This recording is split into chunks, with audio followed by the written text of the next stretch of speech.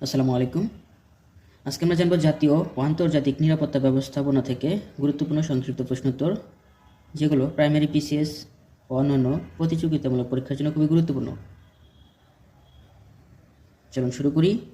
যৌথ নিরাপত্তার ধারণা তাত্ত্বিক রূপ অর্জন করে কখন? লিগ অফ নেশনসের চুক্তিপত্রে। নিরাপত্তা ব্যবস্থা বলতে কি বোঝায়? নিরাপত্তা ব্যবস্থাপনা হচ্ছে কোনো প্রতিষ্ঠান বা বৃহৎ অর্থে রাষ্ট্রের সম্পত্তি ও তথ্যের নিরাপত্তা প্রদান করা। কোনটি ছাড়া সব নিরাপত্তা অকার্যকর? অর্থনৈতিক নিরাপত্তা ছাড়া। জাতীয় নিরাপত্তার মৌলিক একক হচ্ছে মানবিক ও লিঙ্গীয় নিরাপত্তা। সকল নিরাপত্তার মূল হচ্ছে জনসংখ্যা নিরাপত্তা। জাতীয় নিরাপত্তা কি? রাষ্ট্রের অভ্যন্তরীণ নিরাপত্তা, যেখানে নির্বাচিত সরকার সার্বিক সংকট কাল মোকাবিলা করে জনগণের নিরাপত্তা নিশ্চিত করবে। জাতীয় নিরাপত্তা ধারণাটি উদ্ভব হয় কখন? দ্বিতীয় বিশ্বযুদ্ধের পর। জাতীয় নিরাপত্তা নিশ্চিতকরণের কোনটি জরুরি? অর্থনৈতিক নিরাপত্তা। যৌথ নিরাপত্তা হলো মূলত পরস্পরের সুবিধাজনক বীমা প্রকল্প। এটি বলেছেন হার্টম্যান। যৌথ নিরাপত্তাকে বিভিন্ন রাষ্ট্রের মধ্যে পারস্পরিক বীমা চুক্তি বলে অভিহিত করেছেন জ্যাকব। যারা মাস্টার্স ফাইনাল ইয়ার পরীক্ষা দেবে তাদের কাছে ভিডিওটি শেয়ার করে দেবেন। আন্তর্জাতিক ক্ষেত্রে কোন বিষয়টি বেশি জরুরি? শান্তি, নিরাপত্তা রক্ষা করা। যৌথ নিরাপত্তার ধারণা তাত্ত্বিক রূপ অর্জন করে কখন? লিগ অফ নেশনসের চুক্তিপত্রে। নিরাপত্তা ব্যবস্থা বলতে বোঝায়? নিরাপত্তা ব্যবস্থা হচ্ছে কোনো প্রতিষ্ঠান বা বৃহৎ অর্থে রাষ্ট্রের সম্পত্তি ও তথ্যের নিরাপত্তা প্রদান করা। কোনটি নিরাপত্তা ব্যবস্থার আলোচ্য বিষয়? হুমকি চিহ্নিত করে ঝুঁকি বিশ্লেষণ।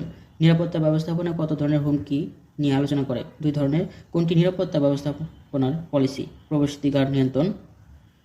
নিরাপত্তার বৃহৎ পর্যায় কোনটি? বৈশ্বিক পর্যায়। নিরাপত্তা চুক্তি প্রণয়ন ও বাস্তবায়ন করে কারা? জাতিসংঘের সদস্যভুক্ত দেশসমূহ। নিরাপত্তা ব্যবস্থাপনা কি কি নিরাপত্তার হুমকি নিয়ে আলোচনা করে? বহিরাষ্ট্র ও রাষ্ট্রের অভ্যন্তরীণ নিরাপত্তার হুমকি। সমগ্র বিশ্ব নিরাপত্তা প্রচলিত হয় কোন কোন পর্যায়ে? বৈশ্বিক নিরাপত্তা পর্যায়ে। নিরাপত্তা ব্যবস্থার মধ্যে মধ্য পর্যায় কোনটি? আঞ্চলিক পর্যায়ে। নিরাপত্তা ব্যবস্থাপনার কোন পর্যায়টিকে বলা হয় ক্ষুদ্র পর্যায়? ক্ষুদ্র পর্যায়ের বৃহৎ স্তর। জাতীয় নিরাপত্তা। জাতীয় নিরাপত্তার মধ্যবর্তী নিরাপত্তার স্তর হচ্ছে গোষ্ঠী নিরাপত্তা। পররাষ্ট্র নিরাপত্তা শক্তিশালীকরণের কোনটি দরকার? শক্তিশালী জাতীয় নিরাপত্তার ক্ষেত্রে কোন কোন উপাদান থাকে? প্রথাগত ও অপ্রথাগত উপাদান। জাতিরাষ্ট্রের মৌলিক নিরাপত্তার উপাদান কোনগুলো? সামরিক, কূটনীতিক ও অর্থনৈতিক। কোনটি ছাড়া সব নিরাপত্তা অকার্যকর? অর্থনৈতিক ছাড়া। জাতীয় নিরাপত্তার মৌলিক একক হচ্ছে মানবিক এবং লিঙ্গীয় নিরাপত্তা।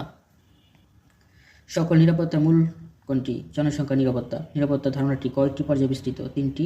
জাতীয় নিরাপত্তা কি? রাষ্ট্রের অভ্যন্তরীণ নিরাপত্তা, যেখানে নির্বাচন